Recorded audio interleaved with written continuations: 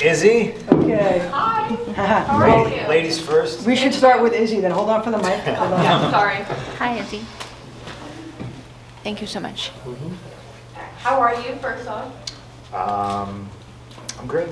That's glad to hear. Well, I'm warning you all now. I'm probably going to start crying at some point because I'm very emotional right now, but I'm great. I feel you. Well, congratulations on your huge win tonight. Before AEW Revolution, we saw you in 2 pay-per-view matches that were absolutely brutal. Those type of matches take years off of people inside the ring. How many more of those type of matches do you have in you? Hopefully none, honestly. They're hard. It sucks when just like kismet stuff sort of happens, you know, and it points you in a very brutal direction, you know. I think dog collar matches are stupid dangerous. I'm happy I still have all my teeth. I didn't even chip one today. But they're very brutal, and it's hard, I think, for fans to understand exactly how brutal they are. You know, I think most people have been punched in the face once or twice in their life, so they can kind of relate to that. But having like, you know, 12, 20 feet of loggers chain attached to your neck, it sucks, and it's one of those why am I doing this moments. But it's just kind of a love letter to Roddy Piper. I mean, my career, I had a couple of good dog collar matches with some good people, and it just kind of made sense to, you know, to tell that story. Thank you. In the back there, please. Righteous Reg of Pro Wrestling Illustrated and Graph City Podcast. Great match. Thank you. Seems like you were having a lot of fun, even though it was super brutal, which is fun. Everybody got a little fake out with MJF and the cult of personality, but you pivoted and brought back the AFI thing. How important was it to kind of pay tribute to yourself with the gear and the theme and everything? I mean, it's pretty important, you know.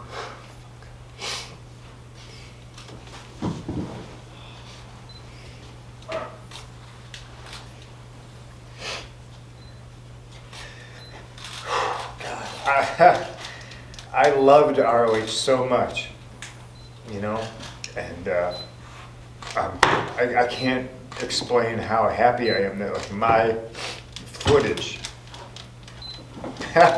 it's in good hands, you know. It's just good to know that it's in the hands of somebody who treat it well. I literally feel like my baby is in somebody's hands that I know will raise the child the right way and do good things with it, and you know, it won't get made into just some tab on a shitty, confusing app that's hard to navigate, and the boys don't get paid anything off it. You know what I mean? So it's just, it was, you know, it's very good. But to kind of pay homage to, you know, myself and stuff like that. Listen, I didn't get to do this for 7 years. This didn't exist for 7 years for me, and you know. Obviously, the truth is that I love professional wrestling very much. So, you know, to come back and to be able to, for 6 months, you know, it's not just do whatever the fuck you want. It's doing whatever the fuck you want and being cocky enough to know that your way is not the right way. There's never only one right way, but it's fucking good. Yes. And to have somebody that listens to you. And to have somebody that can take an idea and make it even better, and just to have an open dialogue, not just with him, but with other people in the locker room, and it's great that you don't have to beat your head against the wall and explain, you know, like why your ideas are shitty and why I don't care who you think you are, that you don't know what you're doing, and it's nice. It's everything's just so great. I don't even know if I answered your question. Thank you. Thank you. In the back, please. Brian Rhodes, ESPN West Palm. You were away from wrestling for a while. How special is it to have these positive feelings about pro wrestling again? I'm sick of crying. Today's been brutal crying. First time I cried today is when they showed me my ring jacket. And they replaced the skull and bones with silhouette of Larry. I started crying.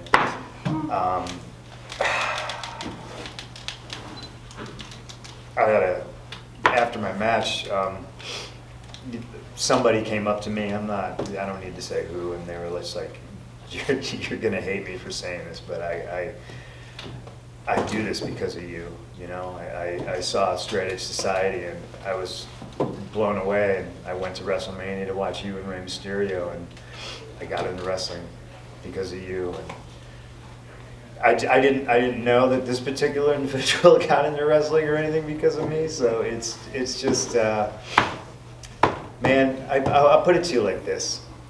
I love Bret Hart, and Bret Hart's career was cut short, and it's a goddamn tragedy because there's people that go over Saudi Arabia and they get paid millions of dollars, and you know that should have been Bret.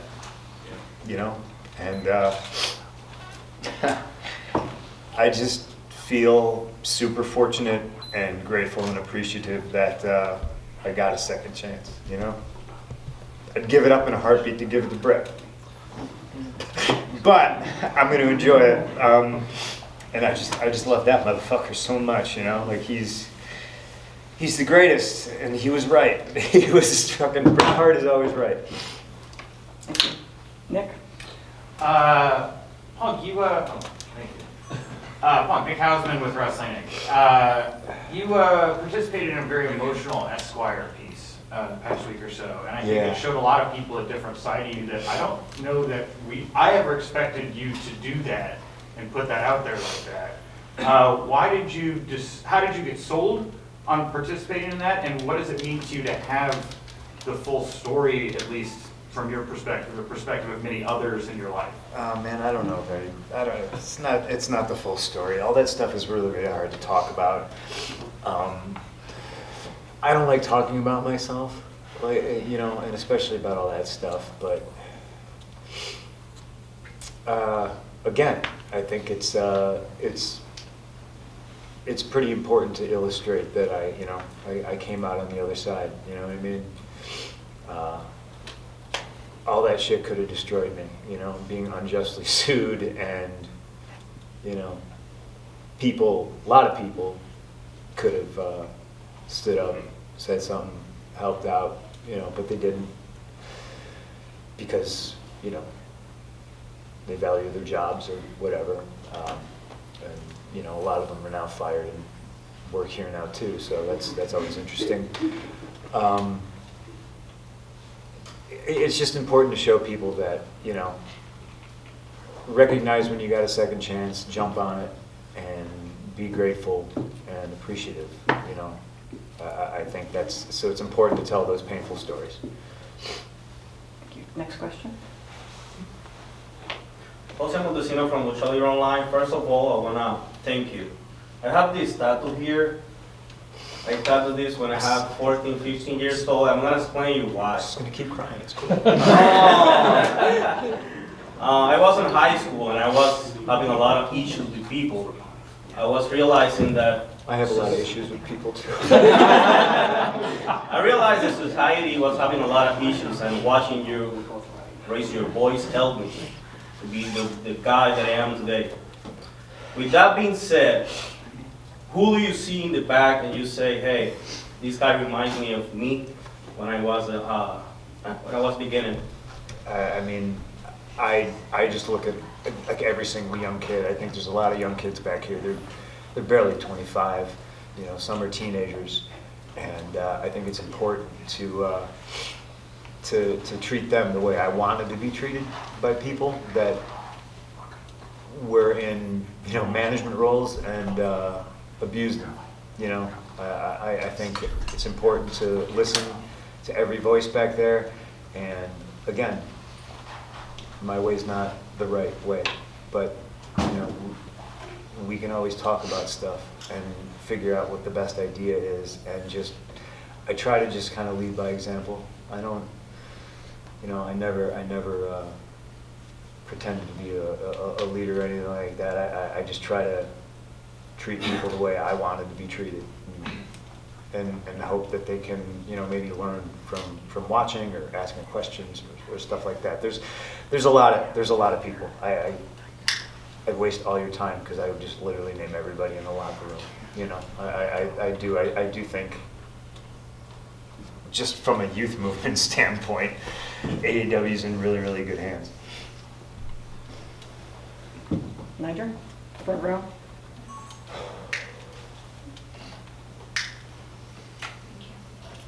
Thank you, Niger, Big O Belt Media. I know you're having a lot of fun in the wrestling ring right now. Any chance we see you back on the big screen in any capacity? Big screen or little screen? Yeah, I'm actually way too busy right now. I don't know how much I can talk about. So just know that I have too many jobs, and the answer to your question is yes, 100%, absolutely, big and little screen. Okay, one more question for Punk. Hold on for the microphone. For you? We just do it right over here. Yep, there you go. Bringing it back, Punk, it's Jay Reddick with the Orlando Sentinel. Bringing it back to the night for just a second, talk to me about where the idea to tell this story through a dog collar match and some of the historical callbacks you guys had. Where did that come from? I think a lot of it can maybe be a happy accident, but if we're gonna, you know, God, I still feel weird about, you know, whatever. Obviously, I love Rowdy Piper. I don't think it's a secret that MJF loves Rowdy Piper. I think it's important to, while telling, you know, stories, I can always go back to the bedrock of professional wrestling. And I think especially now that we live in such a weird time where there's professional wrestling fans, and then there's the weird WWE fans, and that's all they've ever seen. So they actually, it's like they don't know other stuff exists, and they don't know that there's other ways of telling stories and doing things, and you know, so everything is just a love letter to professional wrestling. I think sometimes I can maybe be a little too cute for my own good, but I'm having the time of my life, you know. And I think Roddy Piper is one of the greatest of all time. I think Bret Hart was the greatest of all time. I think, you know, Randy Savage is the greatest of all time. And, you know, there's a company out there that likes to spin their own yarns and have revisionist history about who truly is great and who, you know, never existed. And we don't do that here. We don't pretend we live in a bubble. You know, we live in the real world. So, you know, Roddy Piper's my hero, and I wish he was here, because I would really like to see how disappointed he is in me right now.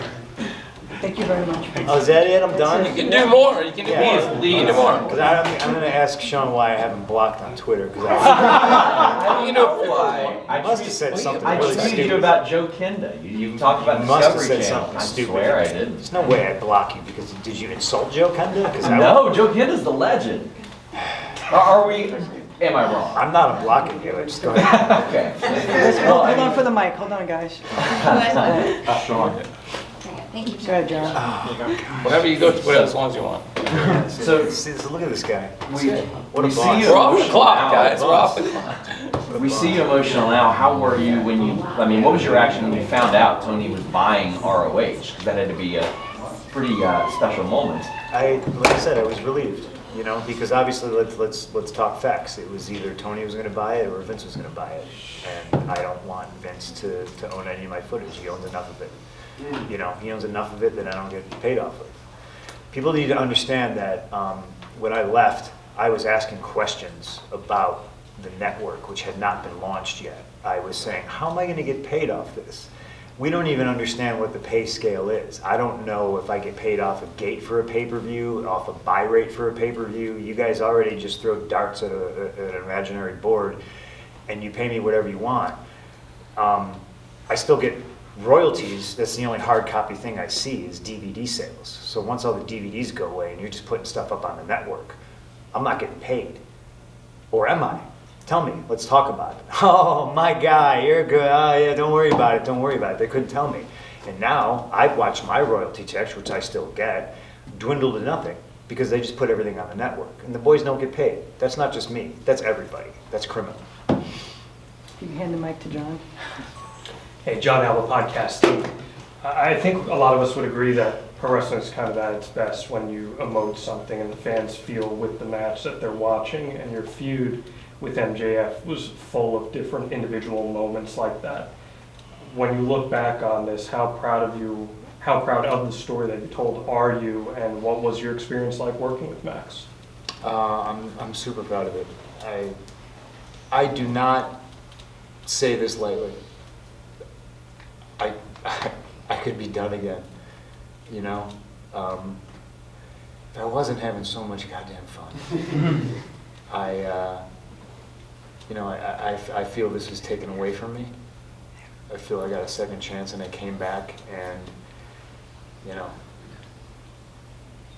being the best is a subjective thing. I think some people, you know, I think Brian's the best. I think Brett's the best. Some people think I'm pretty good. But to be able to come back after 7 years and knock the dust off, I think I did pretty fucking good for a 43-year-old guy who didn't take bumps for 7-8 years. And I'll pat myself on the back for that one. You know what I mean? I'm still not as old as damn, what's his name? Who's in Roadhouse with Patrick Swayze? Punk? Terry. Not Terry. Sam Elliott? Sam Elliott. Sam Elliott was 45 when he did Roadhouse. I still got time. As old as Terry Funk. I still got time. But yes, I do that. I wrestled Terry Funk when he was almost 60, so I'm okay. I'm doing good. I'm doing good. Okay, one more right here. Hi, my name is Justin from the Wrestling Classic.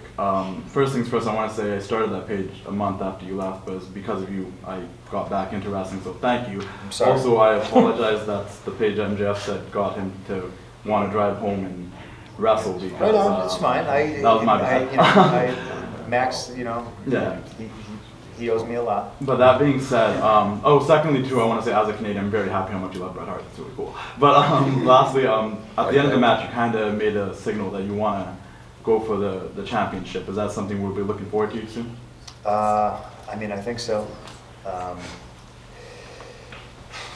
mean, there's people I want to wrestle here, you know, just for wrestling's sake. But after a while, you know, you gotta. I don't know if I have I don't know how much time I have. I don't know how many matches I have left. So if I'm not working my way towards a title shot, if I'm not trying to be where Hangman is, I don't know what I'm doing. So I do think that is something that might happen. Keep your eyes on it. I don't know. There's a ranking system here, so I think I'm doing pretty good. And we'll see what I like Hangman though. See, that's the problem, you know. It's a lot easier to wrestle somebody when you hate him, but I like that cowboy. Here we go. Joel. Thank you. Hi, Joel Torres from Contralona. Every day we learn. We learn something different.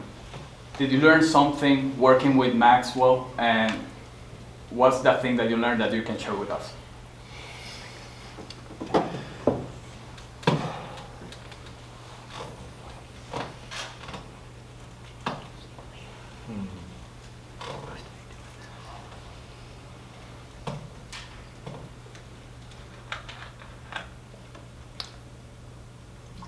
I learned that there's hope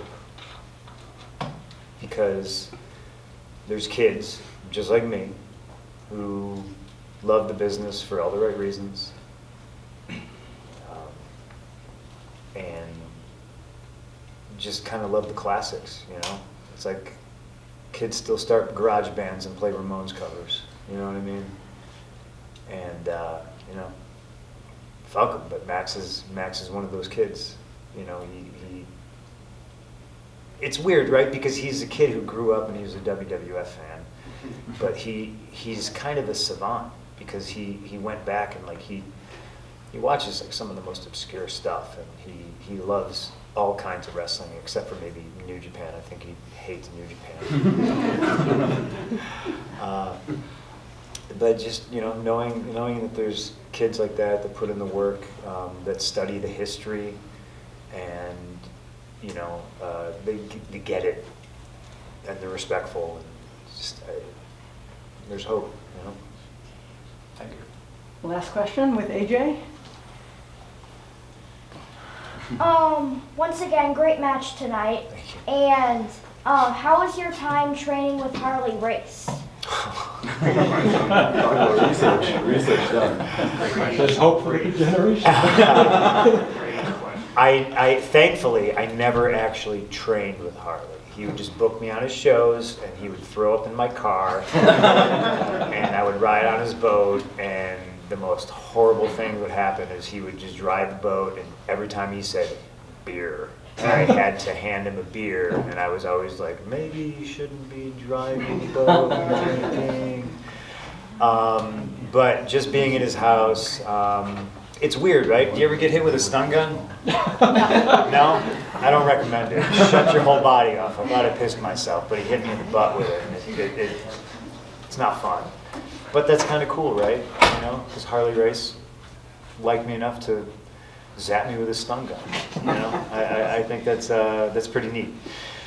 But I did learn a lot from him. He refereed a bunch of my matches. There was one particular match, I think every time I got taken over in a headlock takeover, he would bend down and he would check on me. He'd be like, "What do you say?" And he would stick both his fingers up my nostrils, and it was awful because he had gigantic hands. He would just jam his middle finger and his pointer finger like in my nose, and it sucked. But I just being around him, I learned a ton from him. He was a pretty hard trainer, so thankfully I never had to roll around and take bumps. But just being on his shows, he was the man. This is peeling back the curtain. I'm not supposed to say words like this, but he's the guy who taught me how to make a blade, and I think he would be pretty goddamn proud of me right now. Thank you. This poor guy looks so worried. Let's get him out of the way. Yeah, you got it. Laser, it's hot as fuck in here. This poor guy's been. Last question. Thank with, you with so our, much, Punk. Spencer Valdez, NSM Today at UCF. You've previously gone on record mentioning professional wrestling as one of the great original American art forms, along with comic books and jazz music. And I noted during your match, and as well as Danielson versus Moxley tonight, that there is something delightful akin to jazz music in watching two competitors figure it out in the ring with their psychology. What are some correlations that you can make between professional wrestling and jazz? Well, my deep jazz background. You could have said comic books, and I could have spun that yarn. Comics works too. I mean, good and evil. It's bad guys versus good guys. Comic books is pro wrestling. Larger than life characters, but also characters people can identify with. Some people love the Incredible Hulk. Nobody here knows anybody that's the Incredible Hulk, but everybody here knows somebody who's Peter Parker, everyday kid, got a big secret. Great power comes great responsibility. Just stuff like that. I think a lot of the times we are larger than life characters, but then you get a guy like me who's pretty much not. There was a quote in that Esquire piece from me. I think it was from a young lady named Lindsay Kelk, and she said that you knew when the Undertaker was done, he was changing out of his gear, and he was getting in a car, and he was driving home or whatever, and you can't really picture that guy in the top hat, driving a car or whatever. But CM Punk was, I'm one of you, and when I win, you win, because chances are you know a dude like me. I wear fucking sneakers for too long until my back starts to hurt because I've worn out the soles, and I have one pair of jeans, and I wear a hoodie, and I love my dog and my wife, you know what I mean? And I wear my heart on my sleeve, and honest to a fault.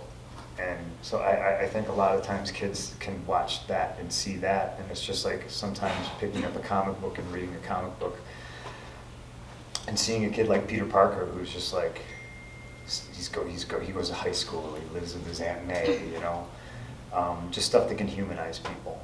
So I think that's how those two things are similar. And jazz and pro wrestling, like you got me and you got Brian right now, and you told us to go in the ring and wrestle for 30 minutes, we'd be like, yeah, fine. We don't gotta talk about shit, just like a good jazz musician. You can get up on stage, never meet the bass player, doesn't know who's playing drums behind him, and can just do whatever, go. Awesome. Thank you very much. Thank you. Thanks, guys. Thank you, guys. I appreciate everybody. Thank you for doing what you guys do, and thanks for coming to the show. Thank you. Thank you.